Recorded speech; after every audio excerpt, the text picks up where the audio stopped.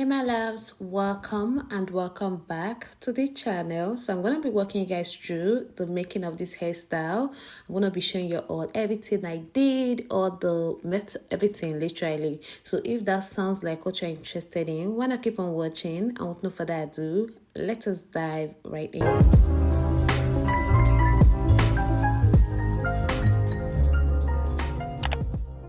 As usual, I'll be starting off on a clean hair. I'll go in with this moisturizer, Ado's Leave-In Conditioning Hair Butter.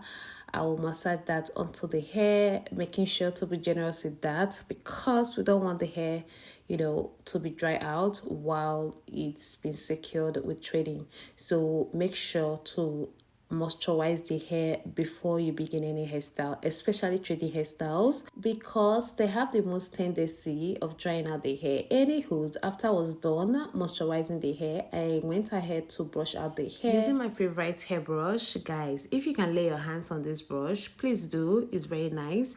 Anyways, I fed Adobe just a little, and this is the extension I'll be using for this style. Guys, I ran out of Brazilan wool, including the kinky wool. Like, I basically had no extension left. I don't know how that happened because I always have tons of them at home, but on this fateful day I had none aside from this leftover you guys just saw now, and I decided to make do with it because it was raining heavily. I couldn't send anyone to go buy for me, so I just had to manage this. So let's say the magic could be creating with leftover extensions. Anyways, I started sectioning the hair, and I'm using Shine and Jam to clean out the line. As you guys know, that is the only gel I trust when it comes to hair making, whatnot. So I just parted the straight line down here. Okay, that is like the back of the ear. I use her ear for, as a yardstick when it comes to measurements. You should try that too. It helps a lot. I'm going for a medium size sectioning or measurement, so that's why I parted, ear to ear at the back. Like, I don't know how to explain this, but I just used the ear as a yardstick, if that makes sense. I started working with this down part, as you guys can see. For the first one, okay, I am being very slow. I am threading with just 2 strands of the Brazilian wool. I'm not adding anything extra. I'm not like braiding first before threading. Like, I just went straight up and started threading, and as you guys can see, I didn't thread till the end, just for a little bit. Okay, just for a little bit. Even though your child have the longest hair in the world, please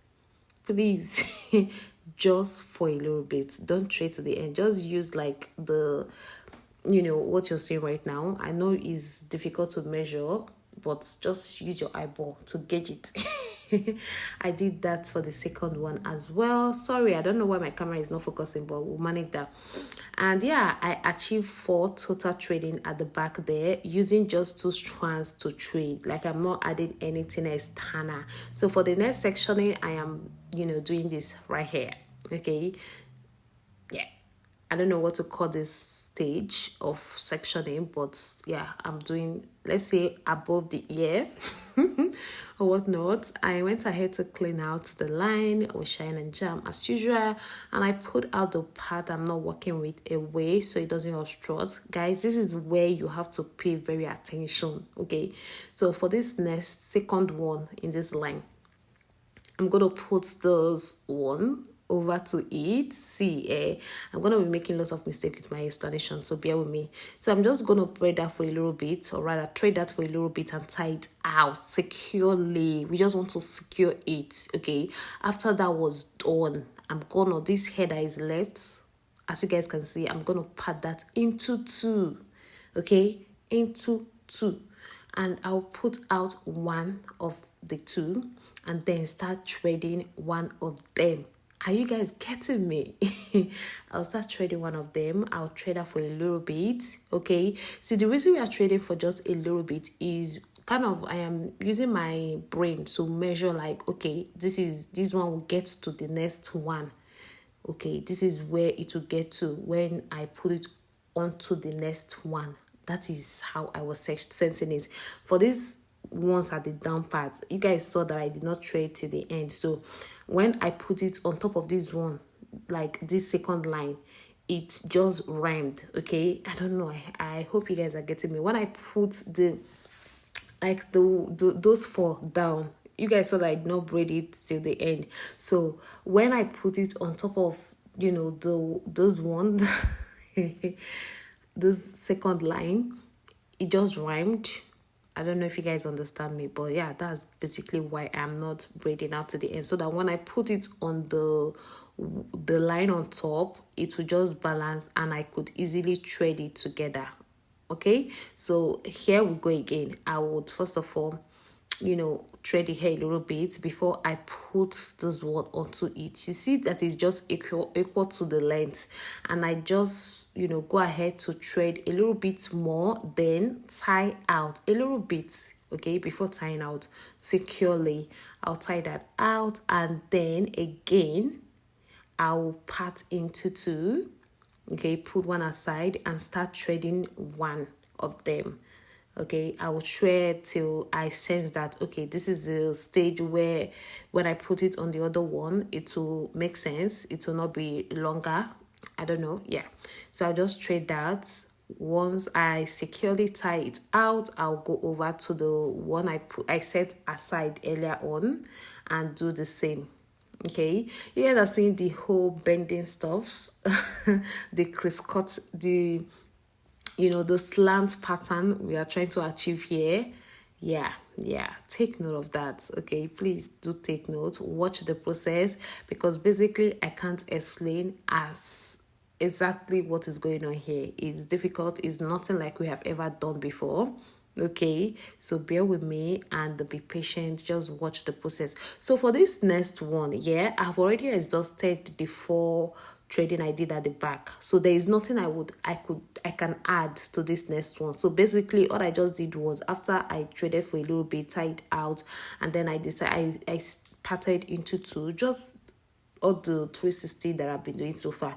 But the only difference with this one is there is nothing I did not add from the down, because there is nothing to add from the down.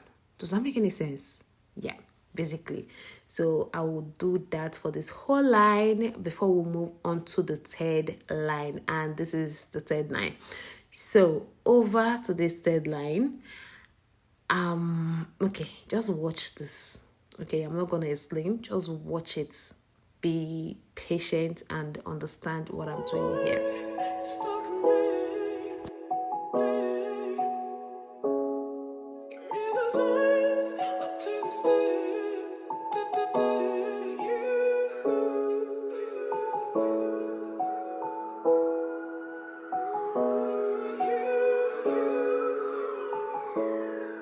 Okay, let me chip in a little and explain a little.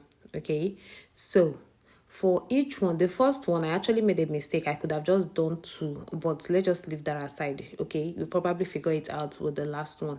So what I'm doing is, usually I will just start threading on the individual hair first for a little bit before I now add 2. Like for each one in this third line, I will be adding 2 ends. Okay, so it will give this kind of V pattern. I know my explanation is not cutting it, which is why I suggest you just watch without me saying anything. But this, okay, the trading out part of this third one won't be as long as the rest. It will be like very short, because we'll be putting it onto the hair, the remaining hair, and do something there. So the threading will be kind of shorter than the rest. Like you're not breaking out completely for this third one after you are done putting everything inside. I don't know how to explain this. Oh my god. But when you're making this style, you'll be making sense of it by yourself. You'll be making the sense out of it. Trust me, you will. Okay, so watch closely. Like I said, you'll not be braiding for too long, because you will see why. Why is that? I cannot even explain now, but you see why is that now. So moving on to the remaining hair we have here. We're done with the back. You guys are seeing how this thing is looking like, a basket thingy. But first of all, I'm cutting out the excess. Okay, I'll cut every single one of them out before I go ahead, to moisturize the hair, the remaining hair. Comb it out, so the hair is not dry underneath the threading. Like I said, threading hairstyles dries out hair a lot, so you want to moisturize as often as possible. so the hair is not dry underneath. So moving on to the last stage. Over here, we'll not be trading anymore. What we're going to do here is cornrow, and I'm going to start by sectioning the hair, just section it kind of round. We're doing something like there's no particular direction to this particular stage because we're going to be covering it up with kinky hair. So this is why I said we'll not be trading out for long for the third stage, because at this stage where I am cornrowing, I'll be putting it inside the cornrow. Okay, so we don't want it to be overly long such that when you're cornrowing you'll be adding threading part. We just want we want like hair inside it and not the threading. Okay. This is the most difficult video I've ever had to explain, honestly. Like, it's so difficult to explain because this is nothing like we have ever done here, but I'm trying. So yeah, I'm corrowing that by adding the ends, because I mean we don't want any hair to be left out, so it's just natural that you put it into it. So I'll just cornrow round, basically cornrow round. The cornrow doesn't have to be neat. As a matter of fact, it will be very difficult to be neat because of the whole the threading will add into it. And we are almost done with the cornrow. We're almost done with that. Hope you guys understand this hairstyle. Hope you guys understand that back, especially the back. So here again, another leftover kinky hair. This is like I had to shuffle through my extension bag before I was able to find this, and I'm glad that I found something not entirely very tacky, but we can make do with it. So I will go ahead to start crocheting the kinky extension onto this face. Like I will cornrow every single part of it, every single part of it. So I mean, I think everyone of you knows how crocheting works, so I'm not going in depth with explaining that, and this is what we have. Anyways, we're not basically done, so I'll continue cornrowing. This place you have to be patient. Like, it looks simple, anyways it's simple, but it takes time. At the same time, it's simple because it's simple. Crocheting is simple, but it takes time, mostly because you're going to be doing it small, so that every single phase of it will be covered. And that's that. And right now I am trimming out the excess. See, I always enjoy trimming stage when it comes to me using kinky essentials. Like, I always enjoy trimming stage. So yeah, we're just chopping that whole hair off. See, at this stage, it all depends on you. How you want the length of the kinky to be. For me, I wanted it to be very low, looking like, oh, it's a natural hair. I just wanted it to be very low. And we are done with trimming that. Bro, this video just went by real quick, and I laid down her edges. This is me trying to get off the whole kinky hair off her body, because as a result of the trimming, a lot of residues remained on her body. And guys, look at my baby girl. Oh my goodness, this hairstyle looks so adorable on her. Like, it looks so beautiful. My husband was like, oh my god, I can't believe it, this is my princess. He loved it so much. Everyone was surprised. Everyone was amazed of the magic we created with this hairstyle. Like, this hair looks like magic. You can't tell me nothing. Look at just take a good look at the back. See, you have to be very patient when you're making this style, because it kind of looked tricky, but trust me, it is very easy. Once you're in the process, you will realize that this is not as difficult as it looks. Trust me, this is one of those styles I will tell you confidently that it is not as difficult as it looks. Okay, so let me know in the comment section, what do you think about this style? Are you gonna be trying it out? Please do. Okay, and I guess we're done. We've come to the end of this video. Don't forget to give it a thumbs up and say you're all in my next one. Bye.